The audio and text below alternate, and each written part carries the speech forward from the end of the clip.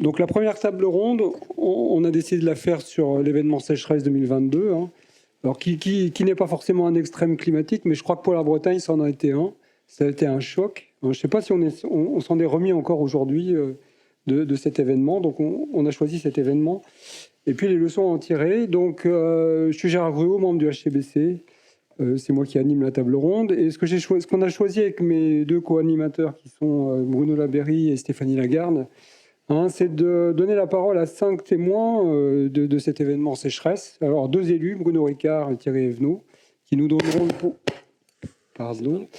voilà, qui nous feront part de leur expérience d'élus, c'est-à-dire une vision assez globale et puis des décisions à prendre aussi pendant l'urgence. Voilà, Françoise Géano, directrice Eau du Morbihan, qui produit de l'eau, hein, donc qui était quand même au front de taille, on va dire, hein, et qui nous donnera aussi un aperçu de comment elle a vécu les choses et ce qu'elle en tire aussi pour le futur. Charles David, chargé de mission eau et littoral à la Chambre d'agriculture, donc qui nous donnera le point de vue et le vécu des agriculteurs, hein, et l'adaptation, hein, c'est très important. Et puis enfin, Hélène Anctil de l'OFB, et qui nous qui sera le porte-parole de gens qui ne parlent pas, hein, qui sont les écosystèmes, hein, et qu'on a souvent tendance à oublier dans les risques et disons, et les dommages. Moi, je vais juste faire un petit rappel introductif. Alors oui, un mot quand même. Chacun aura 5 minutes pour nous faire part de son vécu et des leçons qu'il en tire. Hein, ça sera un petit peu à la queue leu-leu. Parce que derrière, on voudrait vous donner la parole et avoir vraiment un débat, c'est-à-dire que vous vous interpelliez, que vous fassiez aussi part de vos propres réflexions, de manière courte si possible et condensée, hein, et puis qu'il y a une confrontation d'idées, parce que c'est l'objectif, c'est ça, hein, c'est qu'il y ait, face à des risques, il faut des confrontations d'idées pour l'adaptation. Donc juste rappeler le cadre quand même, le contexte dans lequel on était l'an dernier, hein, c'était une sécheresse qui avait démarré déjà à l'hiver, hein, 2021-2022, et on a navigué entre l'hiver et le printemps à moins 40, moins 50% de précipitations en Bretagne, avec, vous vous souvenez, un mois de juillet où il y avait 0 pluie, hein, d'accord ? La France était en alerte généralisée et pour la première fois, les 4 départements bretons étaient en risque déclaré effectivement en risque maximum du point de vue des eaux de surface notamment. Je rappelle ici que la région bretonne est une région qui structurellement est une région à risque du point de vue de l'eau, hein. Rappelons quand même que c'est une région sur granit et schiste, et même s'il y a de l'eau souterraine, elle est très difficilement captable parce qu'elle est dans quelques fractures qu'il faut pouvoir aller intercepter, ce qui est très compliqué. Donc on dépend principalement de l'eau qu'il y a dans les cours d'eau ou de l'eau qu'il y a dans des retenues, notamment pour l'alimentation en eau potable, où on dépend à 70% du remplissage de ces retenues. Donc s'il n'y a pas d'eau un hiver sans eau, les retenues, elles ne sont pas forcément remplies. Deuxième fragilité, c'est que dans l'est de la Bretagne, il pleut pas beaucoup naturellement, hein. Et malheureusement, l'est de la Bretagne, c'est là où on a Rennes, c'est là où on a Saint-Malo au nord, c'est là où on a beaucoup d'activités. On reviendra sur cette question-là. Donc on a une partie est de la Bretagne qui structurellement est en tension du point de vue de l'eau. Donc dès qu'il y a un problème, évidemment, disons, on rentre facilement vite en crise. Alors quand je disais tout à l'heure, ça nous a percuté parce que ça a impacté toutes les sphères de la société, on va dire, et puis des écosystèmes. Hein, là j'ai quelques images. Bon, c'était l'état de la retenue, je crois que c'était du côté de Dinan, Beaufort ou quelque chose comme ça, ou Guinefort, Pont-Ruffier, pardon, ce qui est resté comme eau, hein, au mois d'août, hein, vous voyez. Puis alors l'eau, vous voyez la couleur, hein, parce qu'on parle de quantité, mais pas beaucoup d'eau de qualité dégradée, c'est un grave problème, hein. Donc en Bretagne, on a deux choses à gérer en même temps. L'agriculture, on y reviendra. Donc je ne vais pas détailler sur l'état des prairies au mois d'août en Bretagne. Les écosystèmes, hein, donc les incendies, hein, avec les dégâts que ça génère sur les écosystèmes forestiers. Et puis les milieux aquatiques. Et là, j'ai pris une image de Rennes avec l'invasion de la Vilaine par, je crois que c'est l'Élodie Danse, il me semble. Hein, voilà, les plantes invasives, évidemment, quand il n'y a plus beaucoup d'eau et qu'il fait très chaud, c'est le pied. Voilà. Et on a frôlé la catastrophe, hein, rappelons-nous quand même.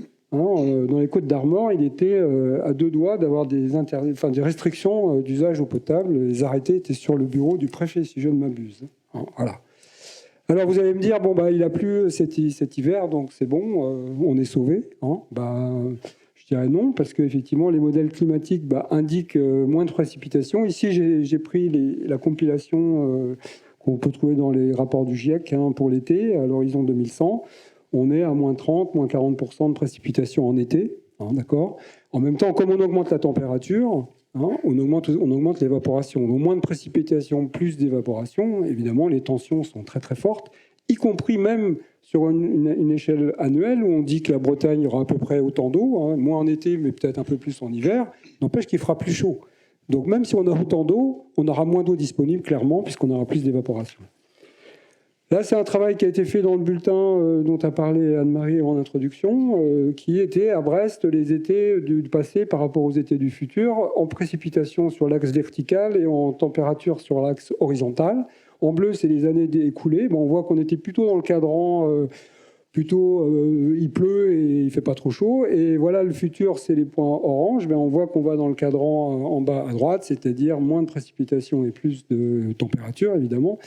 Et ce qu'on voit aussi très bien, c'est que 2022, c'était aussi sec que de 1976, mais on voit bien la différence en termes de température. On voit le décalage sur la droite de 2022. Et ce diagramme, cette figure, qu'est-ce qu'elle vous dit? Que c'est ce qui a été dit en introduction, aussi par Anne-Marie, c'est que l'année 2022 risque d'être effectivement le modèle de ce que seront les années futures, hein, c'est clair. Donc effectivement, il y a urgence à s'adapter, d'autant plus que c'est rappelé en ce moment journellement dans les médias, c'est qu'on n'est pas sur les trajectoires d'émissions de gaz à effet de serre qui nous emmènent vers 1,5 degré, voire 2 degrés. Actuellement, les politiques mises en place nous emmènent à l'échelle globale à plus 2,8, plus 3. Et vous savez que la France se réchauffe plus vite aussi par sa position dans l'hémisphère nord, hein, aux latitudes moyennes, que l'ensemble du globe, et que pour la France, on est sur une trajectoire de plus 4 degrés. Hein, donc le carré en bas à droite, il est annoncé quasi avec certitude. D'accord? Donc il y a urgence à s'adapter. Donc voilà, maintenant, on va parler. Je vais vous donner la parole. Alors comme j'ai dit, hein, on va cadrer les choses de telle sorte qu'on laisse du temps pour le débat. Donc à peu près 5 minutes par intervenant. Quelques diapos pour illustrer le propos. Chacun se présente, hein, et puis raconte son expérience et puis ce qu'il en tire pour le futur. Et c'est Bruno Ricard à ma droite qui va commencer. Vas-y Bruno. Bon, bonjour à toutes et à tous. Et merci Gérard pour cette introduction. On peut tout de suite peut-être passer à la diapo suivante, puisque c'était l'idée aussi d'expliquer chacun qui on est. Donc, bon, je suis maire de Lanvalet, à l'autre bout de la diagonale, Lorient-Lanvalet, si on veut, à côté de Dinan, et surtout avec différents mandats dans le domaine de l'eau, y compris dans l'exploitation, en tant que président d'une société d'économie mixte. Hein, c'est une délégation de service à une SEM, eau de Dinan, sur l'eau potable et l'assainissement. En étant simultanément vice-président de Dinan Agglomération, c'est-à-dire là sur le côté effectivement collectivité, stratégie, investissement, et les deux se complètent et fonctionnent étroitement ensemble, avec un mandat également au syndicat départemental d'adduction d'eau des Côtes-d'Armor. Alors là, c'est la grande carte un petit peu atténuée là, en fond vert qui montre cette carte de l'interconnexion en fait entre les différentes grandes ressources et les différents grands réseaux d'adduction du département des Côtes-d'Armor. Et enfin, également président de la commission locale de l'eau Rance-Frémur. Donc c'est la carte qui vient se superposer, celle des bassins versants hydrographiques au fond. Et alors d'abord, j'ai coutume de dire, ça fait un peu cumul des mandats cette histoire-là, mais il y a une complémentarité dans la thématique de l'eau et un croisement des regards qui fait que les choses sont très très très très riches. Elles se complètent avec effectivement une présence au bureau du CRECEP, un petit peu un axe comme ça prospective via le CRECEP, via la BE d'ailleurs, et d'autres opportunités. Voilà, et j'ai coutume de dire, finalement, il y a des collectivités EPCI qui exercent des compétences qui ont vraiment la main sur l'aspect opérationnel, et puis il y a des aspects plus stratégiques avec des binômes stratégiques qui sont, il me semble-t-il, les structures de bassin versant des territoires où on se trouve, couplées avec les syndicats départementaux ou les structures départementales en charge de l'adduction. La deuxième dia, c'était finalement les... Et Gérard, je crois que tu nous as posé un petit peu les mêmes séquences de questions à tous les cinq. Le retour sur la crise 2022, bien sûr, sur cette diapo-là, j'ai fait des choix.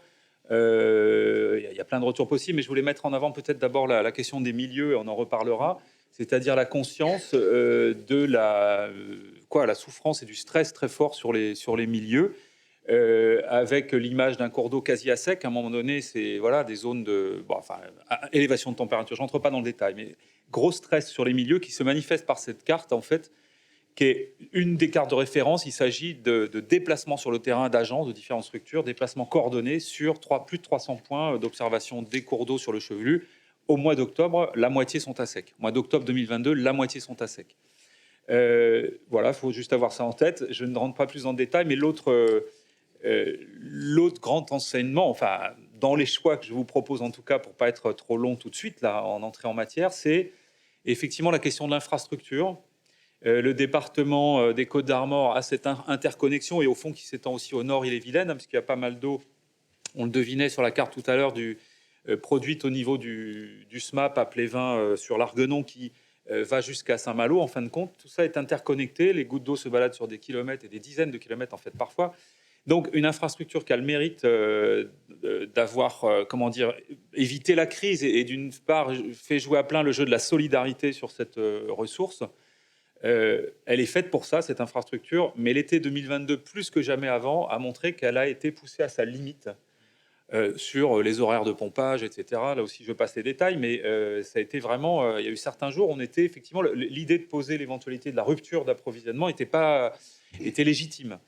Malgré la petite courbe que j'ai mis en petit, c'est pas l'idée de la lire dans le détail non plus, mais c'est de rappeler qu'effectivement, on accueille de la population, Loïc le disait tout à l'heure. Bon, voilà, les volumes d'eau à faire circuler ou en circulation augmentent aussi.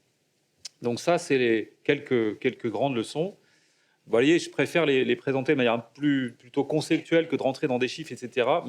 Et pareil, par ailleurs, pour la dernière dia, c'est-à-dire les leçons pour le futur.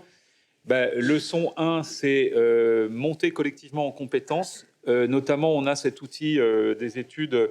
des démarches hydrologie, milieu, usage, climat, croiser tous ces enjeux ensemble et arriver à en faire des études certes de fond qui s'inscrivent dans du temps long, mais à les faire parler quasiment au jour le jour et arriver à en tirer au fur et à mesure de ces démarches pluriannuelles, mais d'en faire parler de temps en temps. Et on le fait notamment au sein de la commission locale de l'eau, qui est un bon terrain pour ça, en intégrant mieux et de plus en plus l'enjeu milieu et l'enjeu milieu de la ressource, limite de la ressource.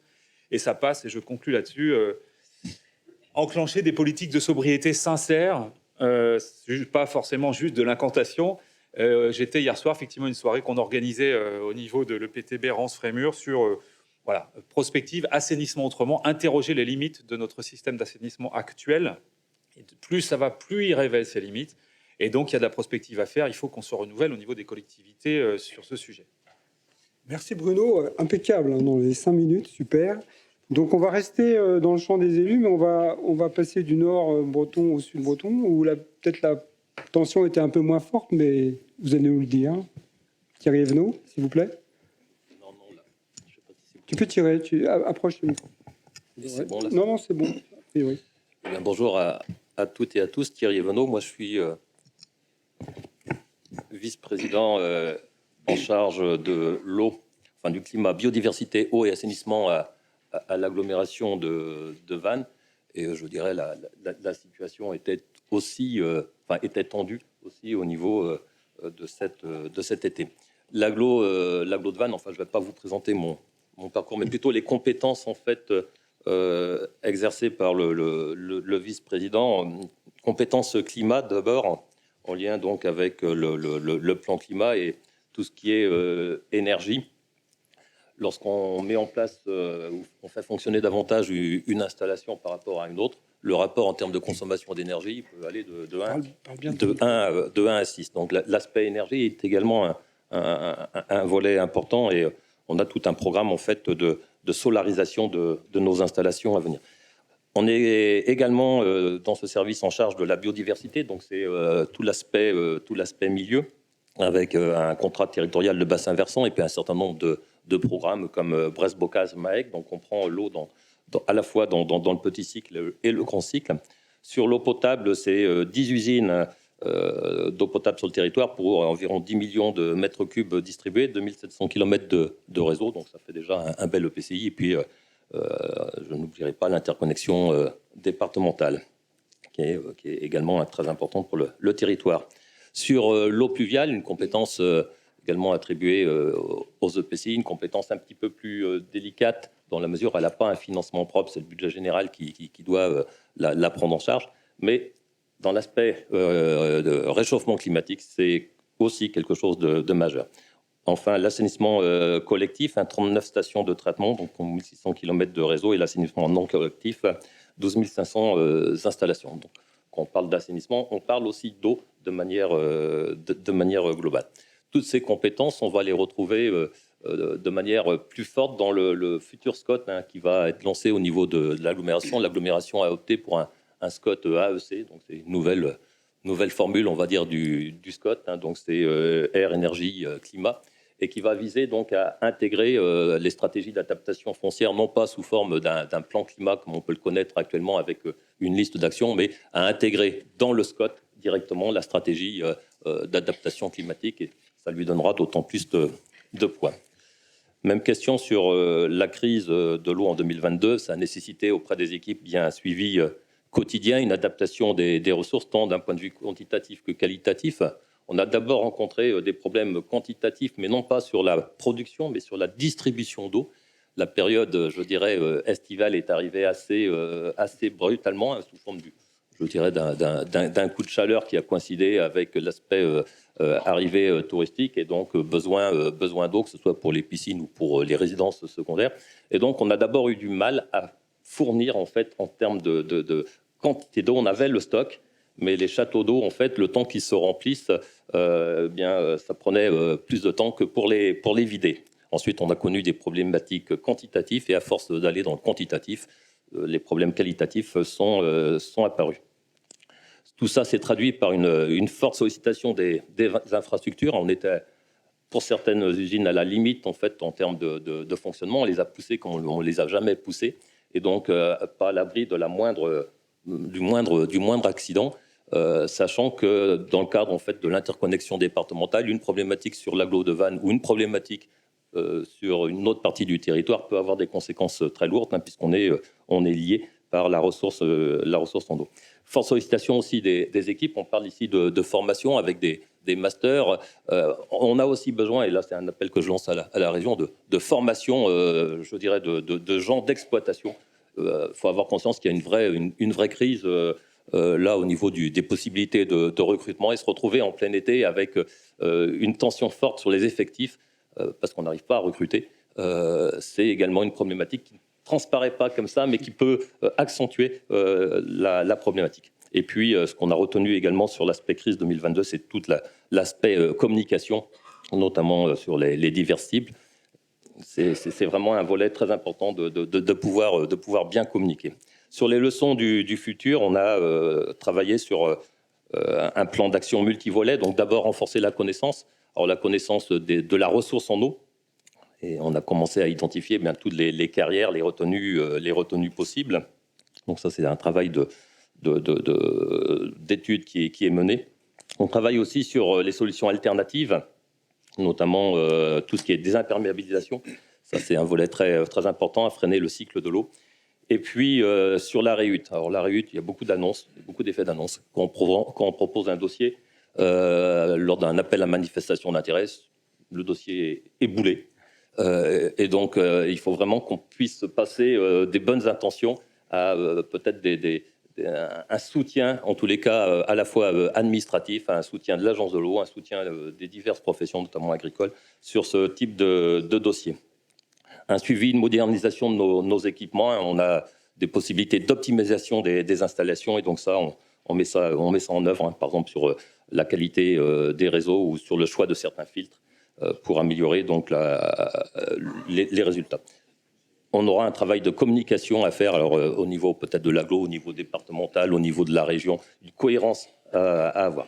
Et puis, donc ça, c'est le plan d'action qu'on peut dérouler, je dirais, de manière nominale. Et il y a à réfléchir également à l'intégration, en fait, de la place de l'eau dans les documents d'organisation du territoire. Donc, on a lancé là, et on aura les résultats pour 2024, un schéma directeur des eaux usées, parce que c'est aussi important la capacité épuratoire du territoire est aussi une notion importante. On a lancé un schéma directeur sur la production de la ressource. On n'installe plus maintenant une usine d'eau on a un projet sur l'agglo de Vannes, comme on le faisait il y a quelques décennies. Il faut réfléchir, je dirais, à son rôle au niveau de la sécurisation, de l'interconnexion départementale.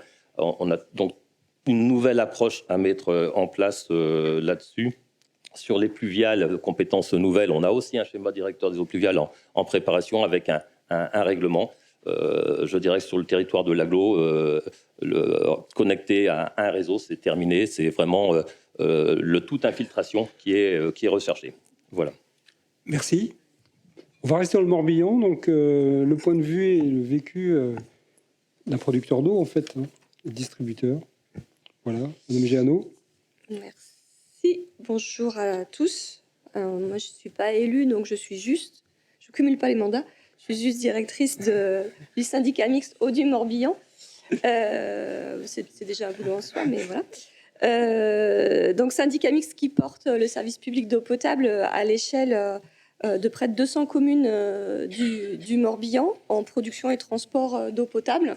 Donc, sur la carte que vous voyez apparaître, c'est tout ce qui est coloré. Et la partie verte, c'est là où Eau du Morbihan exerce à la carte la compétence distribution pour ses membres qui ont fait le choix de nous confier aussi cette compétence. Donc, on gère 47 sites de production, 47 unités de production.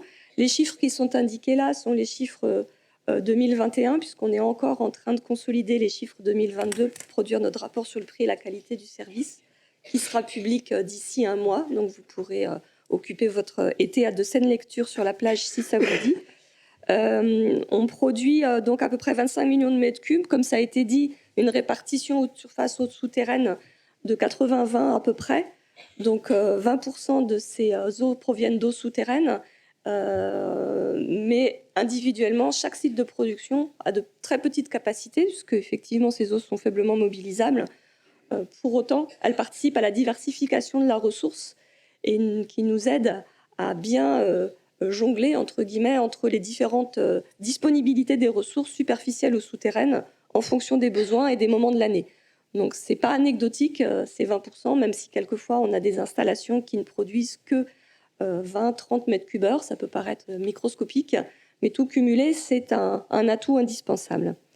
Les installations majeures sont maillées entre elles. Alors, Thierry, à l'instant, parlait du réseau départemental d'interconnexion. Il apparaît là sur cette carte. Ce réseau, il a été construit petit à petit depuis maintenant une bonne vingtaine d'années. Ces installations majeures sont maillées entre elles par des canalisations de transport d'eau traitée, des canalisations de gros diamètre. Elle a plusieurs vocations, cette structuration. C'est compléter la ressource locale pour faire face aux besoins quand la ressource locale est déficiente, soit structurellement, soit parce qu'on a une sécheresse, par exemple. Apporter aussi une sécurisation pour assurer la continuité du service dès lors qu'on a une interruption de production en local, pour déficit de ressources, ou aussi parce qu'on a une pollution, une casse. Il faut bien assurer la continuité du service. Donc, ce réseau, il est là pour avoir un plan B et une roue de secours dans tous les cas. Il participe aussi à mutualiser et à partager la ressource disponible sur l'ensemble du territoire, alors de Haut du Morbihan, mais aussi en lien avec les agglomérations de Vannes et Lorient, puisque les interconnexions se font aussi en lien avec les infrastructures portées par ces deux collectivités. Voilà pour brosser rapidement qui on est et comment on intervient. Ce retour d'expérience 2022, mon voisin a déjà dit beaucoup de choses. Je confirme donc un certain nombre d'éléments. Ce qui a été particulier, effectivement, c'est l'impact direct et brutal des épisodes de canicule. Le week-end du 14 juillet, effectivement, c'est le week-end d'arrivée de la population saisonnière. Et ça a été un week-end où on avait encore les ressources, même si on voyait dans nos simulations que ça n'allait pas forcément durer, mais elles étaient encore là. Pour autant, on a eu des besoins et des demandes de consommation très importantes et brutales, clairement directement en lien avec cette élévation de température, avec, comme l'a dit Thierry, toutes nos installations hydrauliquement poussées à leur maximum, comme si les habitants de 2030 étaient déjà là. Donc ça interpelle effectivement sur l'avenir. Donc une forte mobilisation de ce réseau d'interconnexion dont je vous parlais tout à l'heure, pour cause de déficit de remplissage de nos nappes. Elles ont été moins sollicitées en 2022, puisque moins disponibles. On a aussi eu en particulier une retenue qui alimentait une usine dont la desserte est principale, c'est le secteur d'Orée-Quiberon, Terre Atlantique, où il y a un petit peu de monde en été, Quiberon, Carnac, la Trinité-sur-Mer, je pense que ça attire du monde. Et cette retenue était déjà à mi-capacité au mois d'août, alors qu'on avait toute l'année à finir. Et surtout l'arrière-saison, où c'est là qu'en plus les débits sont les plus faibles. Donc c'est pas normalement, déjà classiquement, la période où on refait du stock. Donc on a dû mobiliser le réseau d'interconnexion et donc les achats d'eau extérieure, notamment auprès de Lorient Agglomération et de Haut-et-Vilaine, pour pallier un déficit de production à partir de nos propres installations, parce que les ressources n'étaient pas mobilisables, parce qu'à des niveaux trop faibles. On a dû aussi mettre en place des mesures exceptionnelles, alors qui ne nous réjouissent pas. On a bénéficié de dérogations dit au débit réservé. On a eu les autorisations de pomper un petit peu plus dans le milieu qu'en période normale pour éviter des ruptures d'alimentation. Effectivement, comme disait Thierry, il n'y a pas eu que dans le 22 où il y a eu un risque, mais peut-être que le préfet du Morbihan a juste moins communiqué auprès de la presse sur ce sujet.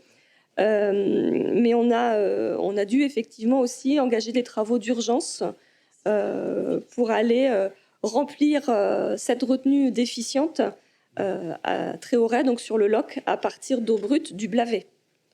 Ça nous a permis d'importer 300 000 m3, sinon on passait pas le mois d'octobre. Voilà. Autre enseignement, alors ça c'est peut-être un avis tout personnel, mais on était en vertu des arrêtés 4 sécheresse en vigilance dès le mois de mai, ce qui était quand même assez précoce, et on a basculé en situation de crise avec des restrictions plus importantes seulement au 15 août, alors que tous les signaux nous montraient qu'on allait dans le mur, alors pas forcément pendant l'été, mais encore une fois pour l'arrière-saison, où il y a peut-être un peu moins de consommation, mais ce n'est pas la période où nos ressources sont au meilleur de leur forme. Donc, de mon point de vue, un petit défaut d'anticipation et de prise de conscience de la gravité de la situation, en tout cas sur ce sujet-là. Donc, quelles leçons pour le futur? Forcément, une nécessité d'anticipation et une solidarité entre les territoires. Comme l'a dit Thierry, on ne peut plus réfléchir uniquement chacun sur son secteur d'intervention. Il faut mailler, il faut mutualiser, on est obligé, ça nous oblige à voir plus large. Ce qu'on a vu aussi, c'est qu'il était indispensable qu'on connaisse un petit peu mieux les consommations de nos abonnés. Nous, derrière un abonné, on a un numéro, on a une facture, on a Monsieur Dupont ou Gaëc Desmoulins. Donc, quand c'est Gaëc, on se doute bien que c'est pas un dentiste, mais on ne sait pas vraiment quelle activité il y a derrière l'abonné. Est-ce que c'est un domestique? Est-ce qu'il y a une activité, etc. Et quelles sont les différences de comportement dans les périodes de sécheresse?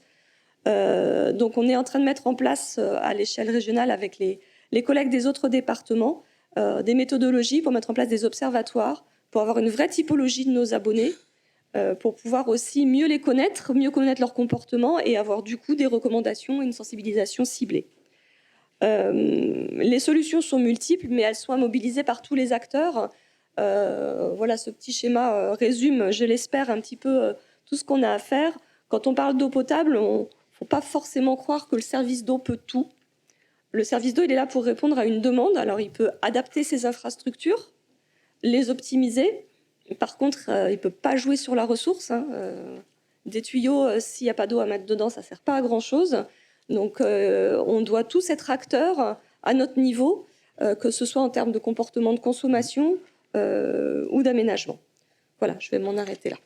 Merci. Moi, je déduis, la leçon de votre intervention, c'est que la carte du début où je montrais pas de pluie à l'est et mieux à l'ouest, en fait, vous nous dites que la situation 2022 a créé, y compris des tensions dans une partie de la Bretagne, effectivement, où il y a de l'eau.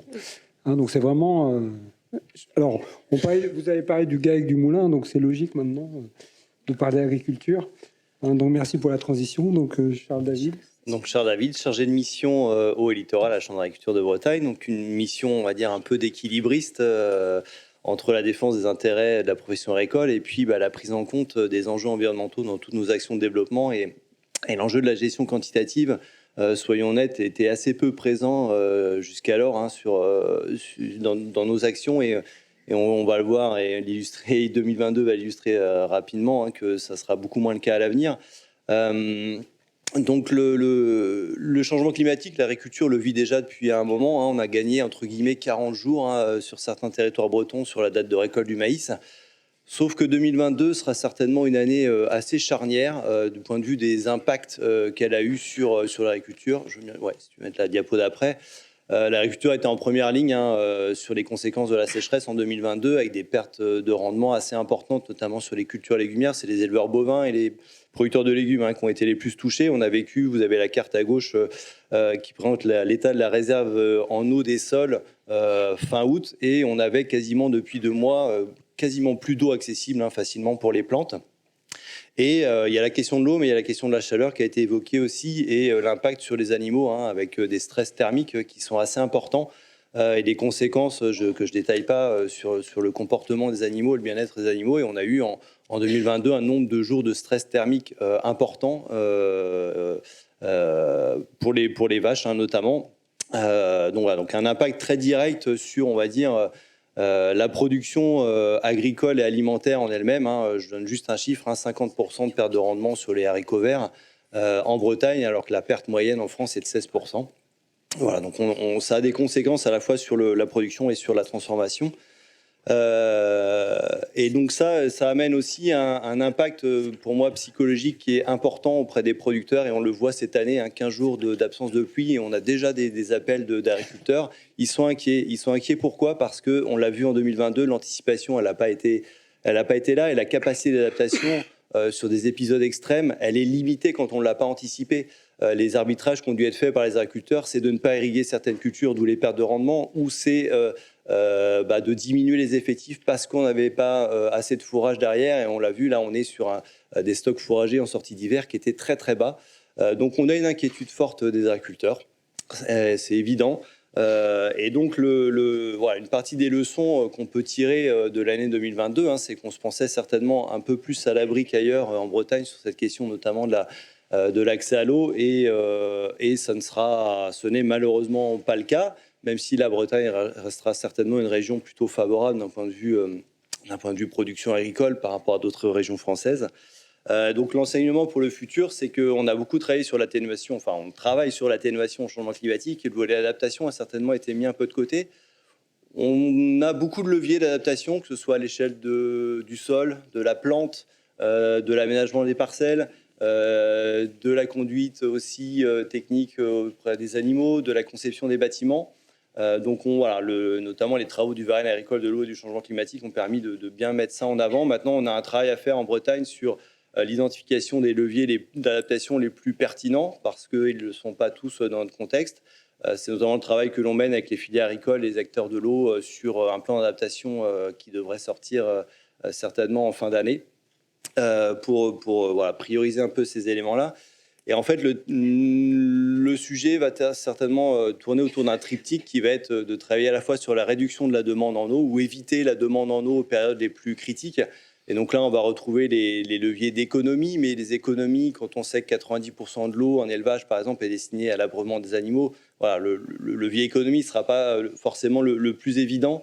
On a de l'efficience à aller chercher aussi. C'est comment, avec le même volume d'eau, on arrive par exemple à irriguer plus de cultures demain. Ça, très clairement, il y a des choses qui sont déjà engagées avec des programmes pilotes bretons et ligériens. On a travaillé aussi sur comment on garde au maximum l'eau dans nos sols, dans nos parcelles. Ça, c'est quelque chose qui rejoindra aussi des enjeux de qualité d'eau. Ça a été évoqué tout à l'heure. Le lien quantité et qualité est évident au niveau agricole. On doit travailler sur l'utilisation de ressources alternatives, notamment la récupération des eaux pluviales, mais qui n'est pas forcément un levier si évident que ça, parce que ça pose aussi des questions d'ordre sanitaire. Alors juste pour illustrer aussi, pour dire que l'agriculture est en mouvement sur ces questions-là, il y a eu un appel à projet de l'Agence de l'eau sur les économies d'eau en élevage. 80% des dossiers qui ont été déposés sur le bassin Loire-Bretagne étaient en Bretagne. Et on a notamment des séristes qui ont beaucoup travaillé sur la récupération d'eau pluviale. Ça permet d'éviter, on n'est pas sur l'économie, mais ça permet d'éviter de prélever l'eau sur les périodes estivales, notamment en zone littorale. Et puis, je sais que certains peut-être attendent ce sujet-là, mais malgré tous les leviers d'adaptation, on aura certainement besoin d'aller chercher un peu plus d'eau demain. Et donc, c'est la question du stockage de l'eau, très clairement, qui est posée. On ne va pas se cacher là-dessus, notamment pour développer un peu plus l'irrigation pour les cultures légumières. On sait, et 2022 l'a très clairement illustré, que si on n'arrive pas à faire ça, certainement qu'une partie de la production légumière en Bretagne ne subsistera pas à moyen terme. Voilà, donc là, c'est des questions qui sont posées. Les réponses, elles sont à travailler de manière concertée. On n'est pas là à dire qu'il faut effectivement créer du stockage partout, mais la question est là. Voilà. Merci Charles. Donc, dernier intervenant, c'est Madame Anctil. Donc la parole aux écosystèmes. Comme l'a dit Bruno, ils ont souffert. Oui, bonjour à tous. Donc moi, je travaille à l'OFB, au service appui aux acteurs mobilisation des territoires de la direction régionale Bretagne de l'OFB. Et voilà, j'ai la lourde tâche de vous expliquer en quoi les milieux aquatiques ont besoin d'eau. Ça peut sembler être la palissade, mais bon, c'est quand même bon de le rappeler. Donc la sécheresse 2022, en fait, elle a eu lieu partout en Bretagne. C'est ça qui était assez exceptionnel, parce qu'on connaissait bien les tensions côté Est, mais on avait eu moins l'expérience est moins importante du côté du Finistère, par exemple. Alors, quand on regarde un peu aussi par rapport à la météo, il y a eu un effet un peu retard, c'est-à-dire que par rapport à la sécheresse météorologique, la sécheresse hydrologique est survenue un peu en décalage. Donc, cet aspect-là a fait qu'on a manqué d'anticipation, notamment justement dans l'ouest breton. Moi, je rejoins ce qui a été dit avant. On a attendu qu'il n'y ait vraiment plus d'eau dans les cours d'eau pour réagir. Donc, ça veut dire que les mesures de restriction se sont mises en œuvre assez tard. Alors, quand on cherche à analyser un peu les impacts sur les milieux aquatiques, on pense aux cours d'eau tout de suite, mais il y a aussi les zones humides, les mares, par exemple, avec les amphibiens qui ont pas mal souffert en fait, cette année. C'est ce qui ressort d'analyse nationale.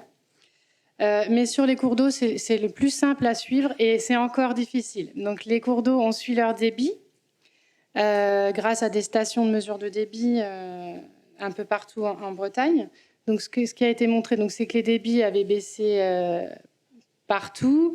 Certains cours d'eau résistent mieux, qui sont mieux alimentés, notamment par des nappes souterraines, donc ils tiennent mieux les débits malgré l'absence de pluviométrie. Malgré tout, on a observé des baisses généralisées. Donc ces baisses-là ont occasionné en fait des demandes aussi de baisse de débit réservé, c'est-à-dire qu'on prélevait tant dans la rivière et on avait besoin de prélever plus pour satisfaire les besoins, notamment eau potable, évidemment. Ces arbitrages-là, ils ont été faits un peu dans l'urgence, sans qu'on sache en fait les impacts sur les débits. Certaines fois, on a pensé même en fin de saison, par précaution, pouvoir baisser des débits à des niveaux qui n'avaient jamais été atteints dans les cours d'eau. Donc cette prise de risque, c'est qu'est-ce qu'on risque à baisser les débits à un niveau jamais atteint. C'est pas toujours facile de faire la part des choses et quels sont les besoins des milieux. Voilà des questions qui nous ont été posées et qui se posent encore à nous et qui nous permettront si on peut y répondre, et mieux évaluer les besoins des organismes aquatiques notamment, permettrait de mieux anticiper et notamment dans les arrêtés d'autorisation de prélèvement, de mieux les prendre en compte, y compris des situations de crise extrême. Et en faisant ça, évidemment, les arbitrages, ensuite, est-ce qu'on va aller acheter l'eau plus chère chez le voisin ou est-ce qu'on va prélever encore un peu plus sur la ressource locale dans les cours d'eau se posent. Voilà, ce sont des questions qui ont surgi. Et de la même manière, sur les rejets, est-ce que les rejets d'eau usée traitée, par exemple, étaient acceptables pour des milieux où le débit était déjà très bas? Et l'apport de rejet, notamment avec des matières organiques, renforce en fait la consommation d'oxygène dans l'eau et alors que les eaux sont déjà chaudes, et quand les eaux sont chaudes, il y a moins d'oxygène dissous dans l'eau, et donc on a un double facteur qui peut encore limiter l'oxygène et la respiration des organismes, ce qui a conduit en fait à certains endroits des mortalités assez visibles, et notamment sur des organismes comme des poissons, comme les salmonidés, tout ce qui est la famille des truites et des saumons, qui sont très sensibles aux baisses de température et donc qui souffrent. Et par rapport à l'Europe, même au niveau national aussi, la Bretagne a une certaine responsabilité vis-à-vis de ces organismes-là, puisqu'on fait partie des petits fleuves qui ont encore des eaux relativement fraîches et susceptibles d'accueillir ces peuplements de poissons. Voilà, donc on a une responsabilité vis-à-vis de notamment des poissons migrateurs qui ont besoin d'aller atteindre des zones fraîches en amont des cours d'eau. Ce qu'on a montré en 2003, il y avait eu un retour d'expérience qui a été fait lors de la canicule de 2003, c'était que les cours d'eau qui ont les plus résilients au sens des organismes qui y vivaient, résilients dans le sens que soit ils ont pu résister et subsister à l'endroit malgré des modifications de conditions environnementales, soit ils ont pu récupérer, c'est-à-dire se recoloniser et récupérer un état de référence après la perturbation. Donc la résilience, ça combine un peu ces deux résistances, récupération. Et les cours d'eau qui ont les plus résilients en fait en 2003, c'était les cours d'eau les mieux préservés. Ça paraît évident, mais c'est bon de le rappeler en fait. C'est-à-dire que les écosystèmes récupéreront d'autant mieux des événements exceptionnels qu'ils seront préservés, c'est-à-dire qu'ils auront accès à des zones refuges en amont, en aval, qu'ils peuvent migrer, donc il n'y a pas d'obstacle à leur circulation, que l'ombrage est suffisant, c'est-à-dire qu'on a des eaux qui restent fraîches en amont, qui ne sont pas réchauffées, soit par des plans d'eau, soit par des obstacles en travers du cours d'eau, etc., soit qu'ils sont en plein soleil, exposés, et aussi que des milieux à l'intérieur du lit du cours d'eau, on a des zones refuges avec des plus grandes profondeurs, etc. Donc les cours d'eau qui ont le mieux réagi étaient ceux qui étaient les mieux préservés. Donc dans les solutions, évidemment, ce qu'on voit se dessiner, donc là, on a vu que dans les têtes de bassin, là où on héberge les salmonidés, on a vu le caractère exceptionnel en fait de l'année 2022. Là, elle ressort là sur la diapo. Donc normalement, on suit 129 stations depuis 2012. Alors, contrairement à ce qui a été présenté sur la Rance, c'est pas uniquement au mois d'octobre, mais c'est de mai à septembre. Les agents vont sur le terrain, observent les assecs de cours d'eau sur le terrain et le relèvent à chaque fin de mois. Et donc, on a une cohorte de stations qui est stable dans le temps et ça permet de comparer d'une année à l'autre. Et donc, on voit que l'année 2022 ressort comme à la fois en nombre de stations qui présentent un ASEC, donc on est à 40% des 129 stations, comparé à peu près 20% en moyenne au cours des années, et présenter un assèchement total. Donc voilà un peu les données 2022 qui sortent quand même bien du lot, et y compris en termes de durée, puisque toute la partie orange là, c'est un ASEC de plus de 3 mois. Merci Madame Anctil. Bon, donc maintenant, on va rentrer dans la phase d'échange entre la salle et les participants de la table ronde. Moi, je tiens à vous remercier toutes et tous pour avoir joué le jeu de la concision. Et je trouve que vous avez amené sur la table le panorama quand même assez complet des risques et des impacts de cette sécheresse 2022 et dont les modèles nous disent qu'elle est emblématique de ce qui nous attend. Donc ce que je voudrais, c'est il y a des micros qui vont se promener, donc que chaque intervenant se présente rapidement. Ça peut être un témoignage complémentaire de ceux qui sont donnés ici, ou ça peut être des interpellations des participants, demande de précision. Tout est possible. Voilà. Laurent ? J'attaque comme souvent. Juste 3 petites questions très courtes. Tu te présentes, Laurent. Laurent Labéry, donc je suis professeur invité à l'UBS et membre du HCBC et spécialiste du changement climatique et de ses conséquences. Donc j'ai 3 petites questions juste par rapport à ce qui vient d'être dit. Vous n'avez pas du tout évoqué la faune terrestre. Parce que la faune terrestre aussi, elle a souffert du manque d'eau. La faune sauvage dans les forêts, tout partout. Et puis dans les sols et autres. Et sinon, j'ai 2 autres petites questions pour les précédences, mais on verra plus tard. On peut limiter les interventions à une question pour qu'il y ait un maximum d'échanges. Ouais. La faune terrestre, j'ai plutôt évoqué les amphibiens qui sont plutôt mixtes, mais en termes de faune terrestre, je n'ai pas de retour personnellement sur les effets de la sécheresse 2022. Peut-être certains collègues, mais moi je suis spécialisée dans les milieux aquatiques.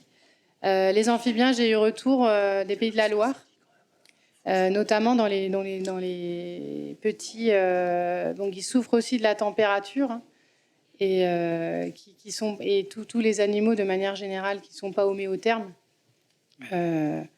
peuvent se dessécher. Tout cela, tous les amphibiens, et parfois de manière assez définitive, puisque les amphibiens présentent des toutes petites populations qui ne sont pas forcément en plus toujours viables. Et pareil, le même problème que pour les milieux aquatiques, c'est le manque d'accès à des zones refuges ou des zones proches, et le manque de connexion entre plusieurs populations qui les rend très vulnérables.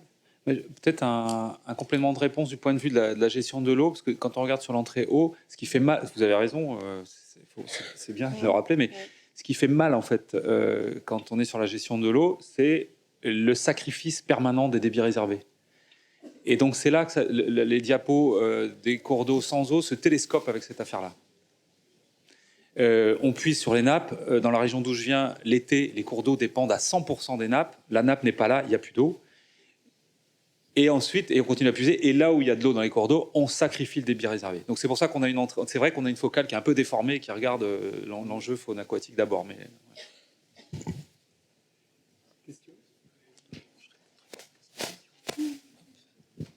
Bonjour, Delcambre Anthony, je suis médecin généraliste et je suis venu m'installer en Centre-Bretagne spécifiquement pour travailler sur les questions de changements environnementaux globaux et santé.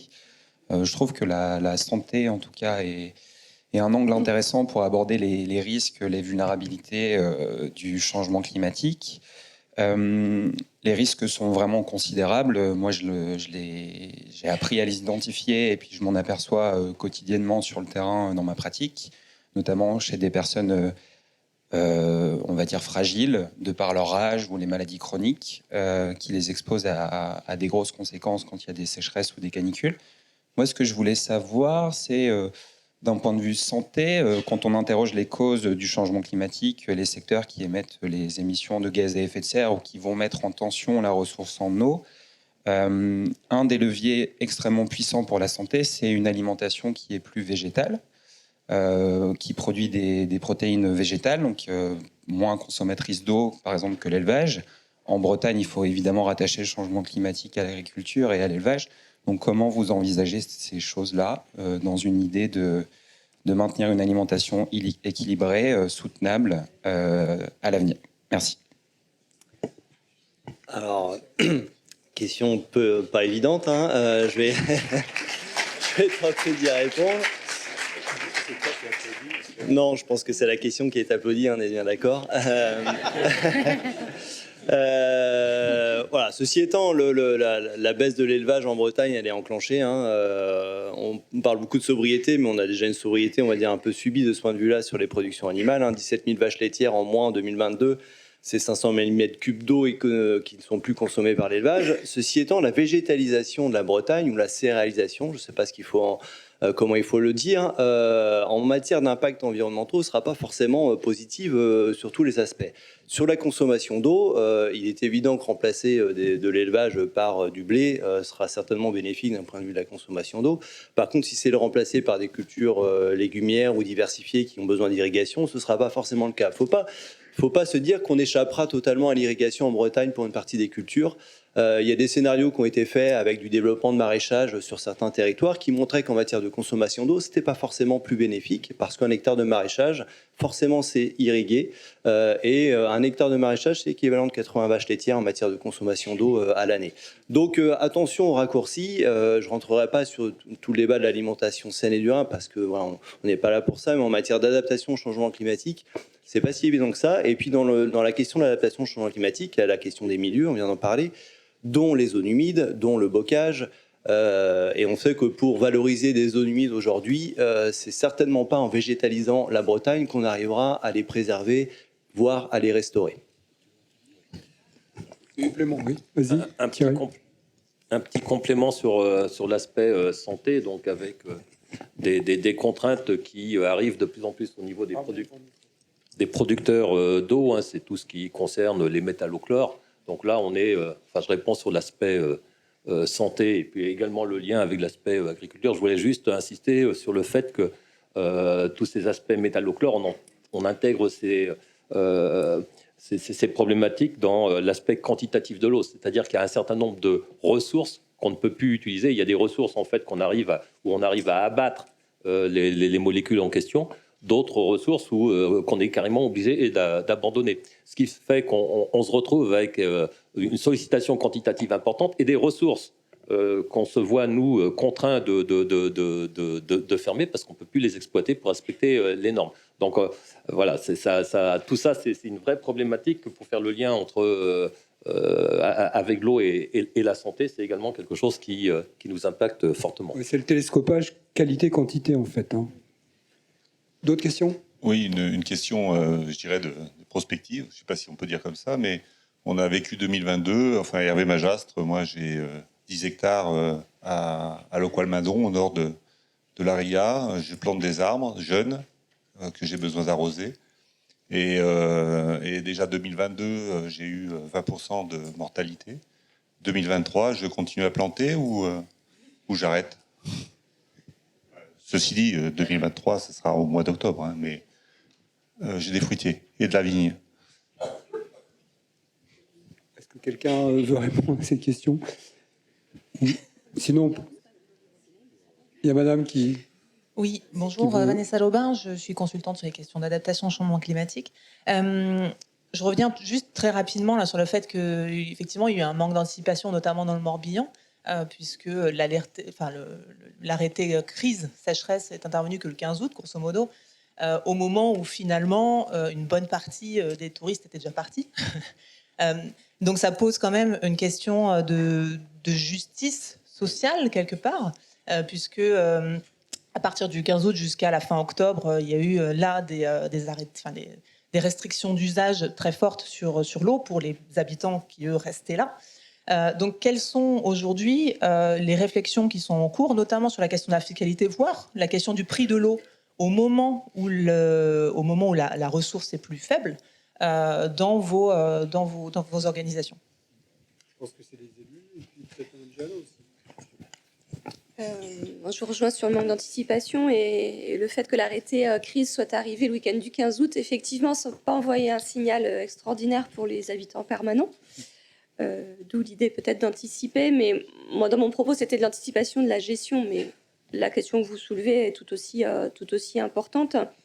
Après, vous parlez de la tarification, avoir des tarifications différenciées en fonction des saisons, parce que c'est votre propos, peut nécessiter d'équiper les compteurs de télérelève. Nous on a 115 000 abonnés. S'il faut équiper tout le monde, c'est de longue haleine, ça a un coût, c'est de l'entretien. La question étant, pareil, est-ce que le jeu en vaut la chandelle ou est-ce qu'il ne faut pas qu'on aille tous globalement, quelle que soit la saison et quelle que soit la météo, vers de la sobriété et des économies d'eau? C'est vrai que c'est un débat qui se pose. Maintenant, sans vouloir caricaturer, sur certains secteurs plus côtiers, avec des résidences secondaires, je ne pense pas que l'enjeu soit l'enjeu du prix de l'eau financièrement. Hein. Quand on a les moyens d'avoir une résidence secondaire dans certaines communes que j'ai citées tout à l'heure, je pense que la facture, c'est pas un levier. Par contre, vers là où il faut aller, c'est vrai, c'est c'est et c'est ce que du Morbihan met en place, vers une vraie tarification progressive qui historiquement n'était pas forcément le cas, reconnaissons-le. Plus on consomme, plus on paye, le prix au mètre cube. Voilà, là ça apporte un levier incitatif. Peut-être moi j'élargirais bien votre diagnostic en fait effectivement et voir comment il faut sortir d'une schizophrénie. Mais c'est en arrière-plan là. La schizophrénie, c'est qu'on doit plus. Il faut des recettes pour nos services d'exploitation. La recette, c'est le mètre cube vendu. Donc on manipule deux discours. Il faut vendre moins d'eau pour l'économiser. Il faut vendre davantage d'eau pour avoir des recettes. Mais c'est de la folie. Et on est là-dedans depuis 30 ans. Et donc on est en train de franchir une étape. C'est-à-dire qu'on sait tous collectivement. Élus, gestionnaires, directeurs de service, etc., qu'il faut qu'on soit inventif sur les tarifs, progressivité, équilibre entre part fixe, part variable. Enfin bref, il faut qu'il se passe des choses sur les tarifs pour qu'on sorte de la schizophrénie que je viens de donner et qui doit être vraiment reconnue, dite, énoncée, dénoncée, etc. En sincérité. Et on va trouver des solutions. Et après, le distinguo peut-être entre le côté restriction, interdiction, le rôle régalien de l'État en vertu de, de critères objectifs, où on en est, où en sont les milieux, on déclenche pas, à quelle date, etc. Et le rôle des collectivités, sans doute, sur la sobriété. Et en fait, là, maintenant, il faut qu'on glisse sur la sobriété tout au long de l'année. Je le dis tout à l'heure, c'est la sobriété hivernale. C'est la sobriété hivernale qui fait qu'on aura de l'eau de nappe, donc de l'eau dans les cours d'eau l'été d'après, quoi. Juste deux éléments. Le mètre cube, on pourrait augmenter, tripler, multiplier par 5, 6 son prix pour dans des process industriels. C'est pas ça qui changerait le besoin ou l'attitude. C'est le prix en fait du mètre cube quand on n'a pas d'eau. C'est là qu'il y a un vrai coût et c'est ça qu'il faut réussir à faire intégrer, je dirais, dans les mentalités. C'est le prix de l'absence de l'eau dans les process. Et puis pour répondre sur les aspects compteurs intelligents, pour donner un ordre de grandeur, c'est de l'ordre de 2 € par mois pour un abonnement. Enfin, ça reviendrait à la collectivité sur un compteur intelligent, sur un contrat de 12 ans. Voilà, c'est pour donner une idée. Donc c'est en gros 24-25 € par compteur annuel. Autre question ? Oui. Jean-Gérard Plotot, je suis retraité, je fais partie d'un collectif d'habitants sur la commune de Guidel, ancien plombier, et depuis tout à l'heure, on n'évoque pas les fuites sur le réseau collectif. Et je voudrais savoir à combien vous estimez le pourcentage d'eau qui est perdu sur le réseau. Il faut savoir qu'on a une vétusté, quand on voit tous les articles qui concernent tous les investissements qu'il faut faire. Et je voudrais savoir comment vous l'évaluez, parce qu'il y a les compteurs finaux, donc on sait combien vous produisez, combien vous vendez. Mais quel est le différentiel ? Ce n'est pas évoqué et c'est un levier énorme, puisqu'on parle de 30%, 40% de fuite sur le réseau. Voilà, merci. Je vais me permettre de parler pour du Morbihan, mais le Morbihan en général, parce que je connais un peu les chiffres des collègues. En Bretagne en général et en Morbihan en particulier, on est plutôt bon élève par rapport à certaines régions françaises. On dépasse les 85% de rendement. Alors effectivement, c'est de l'eau perdue, mais ce sont toujours les derniers pourcentages et les dernières gouttes qui coûtent cher, ça on le sait. Effectivement, il y a des régions en France où on a des 50-60% de rendement des réseaux, mais ce sont historiquement des régions où, je ne veux pas caricaturer, mais de montagnes où l'eau coulait toute seule, où il y avait très peu de traitement, et à la limite, comme il n'y avait pas de coût de traitement, qu'elle reparte dans la nature ou pas, elle était disponible, il n'y avait pas de souci. Bon, ils sont en train de revoir un petit peu leur façon de faire, sachant que les glaciers fondent, donc ils ont de l'eau. Petite boutade, mal à propos, comme on dit, mais voilà. Mais voilà, donc on est en tout cas sur le secteur d'eau du Morbihan, secteur rural, et l'objectif national pour des secteurs ruraux, en distribution, c'est 80%, on est 5 à 6 points au-dessus. On ne peut que perdre. Donc tout l'enjeu pour les services d'eau, c'est effectivement d'entretenir les réseaux, de renouveler, de bien suivre pour pouvoir garder ces bons indicateurs et les améliorer là où il y a besoin. Mais ce n'est pas forcément sur ce volet-là que techniquement on a plus de marge, honnêtement. Il y a deux chiffres, parce qu'effectivement, donc 15% de fuite, en fait, ça veut dire... Il faut bosser dessus, vous avez raison, mais c'est pas encore trop pire, on va dire. Et on peut parler d'un autre 15%. C'est le jour où on ne met plus d'eau potable dans les chasses d'eau, c'est aussi 15%. Juste un point d'information, il nous reste 5 minutes, hein, donc voilà. Alors, Si vous avez des questions chaudes, allez-y. Hein. Nicolas Guillas, journaliste, vous avez été plusieurs à parler de débit réservé. Madame Géano a dit qu'il y a eu des mesures exceptionnelles en 2022 et à très haut risque, si j'ai bien compris. Et ensuite, en fait, est-ce qu'il n'y a pas quelque chose de dangereux là? Parce que Hélène Anquetil nous a aussi dit que les débits réservés, on ne connaissait pas encore les effets sur tous les organismes. Est-ce qu'il n'y a pas... Et puis ensuite, vous nous avez dit, monsieur Ricard, qu'on sacrifie dans certains cas le débit réservé. Est-ce qu'il n'y a pas quelque chose de très dangereux là, qui connecte un effet du changement climatique sur l'autre grande crise, la biodiversité? Enfin, voilà, je voudrais avoir votre avis sur cette question des débits réservés. Donc, merci. Oui, c'est là que j'alertais. En effet, donc, le changement climatique prévoit en Bretagne une baisse des débits d'étiage, donc le creux de l'année, de l'ordre de 20-25% sur certains secteurs. Donc ça, c'est déjà un fait. Ça pèsera sur la ressource, ça pèsera aussi donc sur les milieux aquatiques et leur possibilité de s'adapter. Alors qu'il y aura une demande en eau qui peut-être va augmenter, notamment pour compenser toute l'évaporation, toute l'évapotranspiration des couverts végétaux, des cultures, etc. Et des surfaces de manière générale. Donc une demande aussi potentiellement en eau potable. On sait qu'il y a certaines bascules de forage qui vont vers l'eau potable. Donc on peut, en saison sèche, voilà. Et tout ça, au final, peut peser sur les milieux. Donc, ce qui serait souhaitable, en fait, c'est de mieux évaluer les besoins des milieux aquatiques, de manière à pouvoir anticiper et avoir une gestion structurelle à l'échelle d'un bassin versant, de dire on peut prendre tant de volume sans gréver, en fait, les possibilités des milieux de résister aux baisses de débit. Donc ça, c'est une amélioration de la connaissance qui peut se faire par des études locales, uniquement locales, parce qu'il faut prendre en compte où l'eau est prélevée, avec quel volume, sur quelles ressources, et donc sur quel cours d'eau, etc., etc. Est-ce que c'est de l'eau qui a été stockée l'hiver? Est-ce que c'est de l'eau... voilà. Donc tout ça, c'est à considérer localement pour mieux anticiper les choses et être sûr qu'on n'impacte pas démesurément les milieux. Merci pour cet éclairage. Avant de donner la parole à Thierry qui va rajouter un mot, je viens de négocier 5 minutes de plus avec l'organisation. Voilà, mais je vous demande des questions courtes et des réponses courtes si possible. Merci.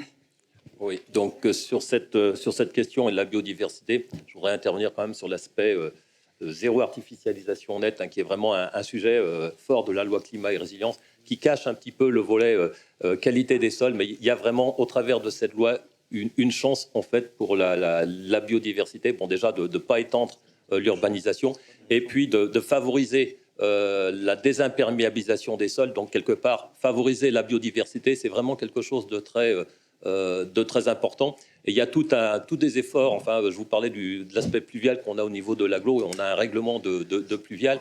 L'agence de l'eau soutient de manière très forte en fait le fait d'enlever des cours, des routes, enfin tout ce qu'on peut enlever en termes d'imperméabilisation, c'est quelque chose d'important. Et puis pour le monsieur qui avait posé la question sur l'aspect forêt, bois, bien sûr qu'il faut qu'il continue à planter, peut-être en sélectionnant des espèces qui résistent davantage.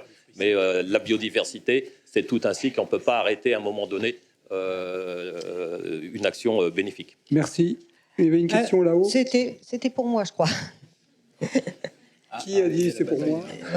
Alors voilà, retraité, je fais partie du collectif Eau, Terre et Vie qu'on a fait parce que justement on se posait beaucoup de questions et on est un groupe qu'on essaye de savoir, de comprendre et notre but ce serait de faire passer le savoir. Et alors tout à l'heure on a parlé de l'agriculture et il me semble qu'il y a un point très important, c'est le sol vivant, parce que s'il pleut des orages, n'importe quoi, sur des sols qui ne peuvent pas prendre l'eau, eh bien, ça s'en va à la rivière, ça s'en va à la mer. Si les sols sont vivants et que l'eau peut rentrer dans les sols, Ça protège la végétation. Évidemment, le problème, ça a été évoqué, hein, les rivières, là où il y avait des arbres, ça aide. Évidemment, la température entre une grande surface cultivée, pour par exemple des pommes de terre, où il va faire l'été, je sais pas, à 50 degrés, eh bien, je voudrais, la question, c'est que ce soit pas évincé. Bonne remarque.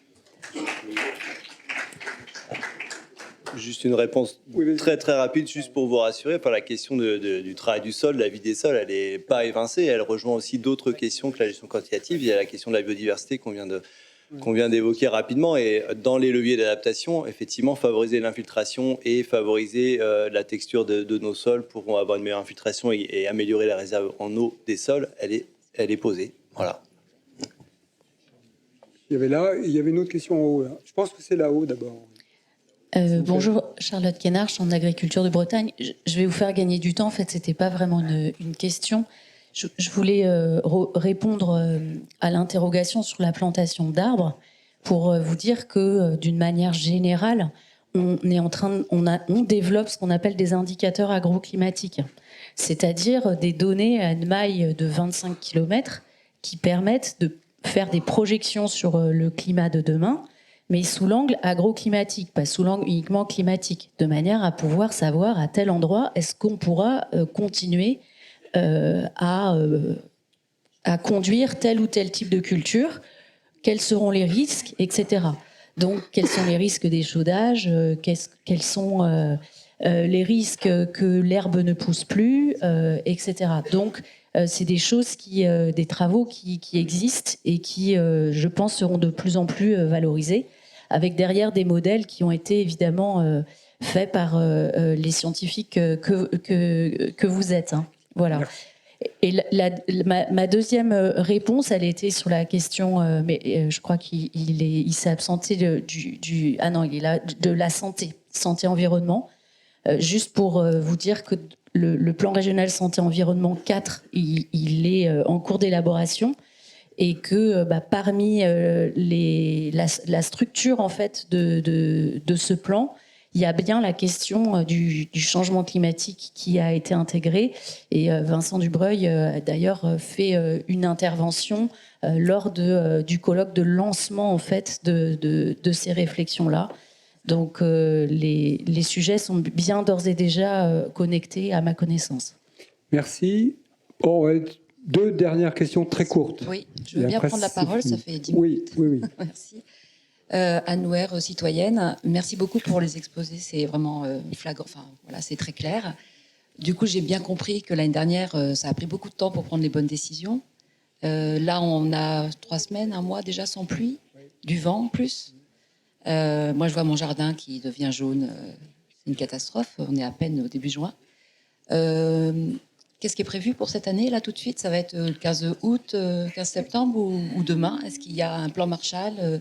Est-ce que tous les maires sont tous autour d'une table en train de réfléchir avec le préfet, la région, les scientifiques, les écologistes? Oui, on a compris. Les réponse courte. Merci. Non, réponse courte. Une réponse courte qui est hyper partielle du coup, hein, mais c'est de rappeler que ce qu'on appelait autrefois des comités sécheresse se sont transformés en comités gestion ressources en eau et qu'en fait, qui ont vocation de plus en plus à se réunir tout au long de l'année. Voilà. Donc ça veut dire qu'il y a quand même un cadencement de discussions multi-acteurs et qui se couple pour nous, collectivités, avec des discussions aussi qui rentrent dans les mœurs quand même avec les voisins, en gros. Il y a des échanges d'eau, je l'ai évoqué. Et ben oui, on discute ensemble et désormais de manière régulière. Voilà, mais ceci dit, je ne ferai pas de projection sur l'été 2023, mais on sait que ça peut être compliqué. Allez, la dernière question là-haut. Bonjour. Pour clore cette table ronde, merci. Ma question, elle est en réaction aux difficultés qui sont rencontrées tant en termes de stock qu'en termes de flux. Comment on peut s'inspirer des campagnes sur la sobriété énergétique en ce qui concerne l'eau, sur les heures creuses, les heures pleines, les jours pleins, les jours plus creux, les périodes de haute ponction, ce qu'on entendait aussi au niveau distribution que ça pouvait poser problème. Est-ce qu'on n'a pas quelque chose à aller chercher ici en termes de connaissances au niveau de la population qui ont été efficaces avec la baisse des consommations et le différé qui s'est fait sur l'électricité notamment? Oui, Madame Janot. pas touché. Merci pour cette intervention parce qu'on a été quelques-uns à regretter en 2022 que la communication nationale, parce qu'il n'y avait pas que la Bretagne qui était en difficulté au niveau ressources, ne soit pas un peu plus activée sur cette notion d'économie d'eau. Un éco-watt de l'eau, c'est un éco-mètre cube est annoncé dans le plan eau du gouvernement avant l'été. On est le 1er juin, alors avant l'été, je ne sais pas quel été, mais avant un été.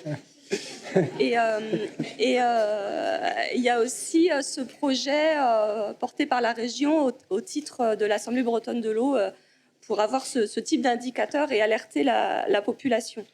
Une population, ou en tout cas une activité peut-être un peu particulière, qui sont les activités économiques, gros consommateurs, industriels. En accord avec les services de l'État, on incite de plus en plus ces industriels à avoir des stockages sur leur site pour, je vais vous la faire courte, quand ils le peuvent, s'effacer en juillet-août, entre 18h et 20h, quand tout le monde revient de la plage en même temps et prend sa douche en même temps.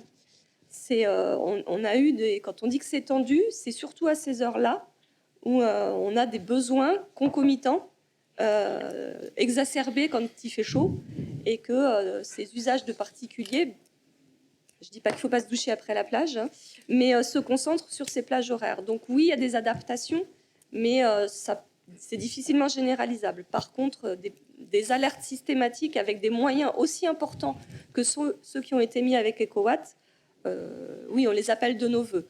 Après, les diminutions aussi de consommation énergétique étaient accompagnées d'une flambée quand même du prix de l'énergie. De là à faire flamber le prix de l'eau, c'est un autre sujet. Bon. Donc là, on va clore cette table ronde. Donc moi, je remercie à nouveau les intervenants qui, je pense, ont mis la plupart des sujets sur la table.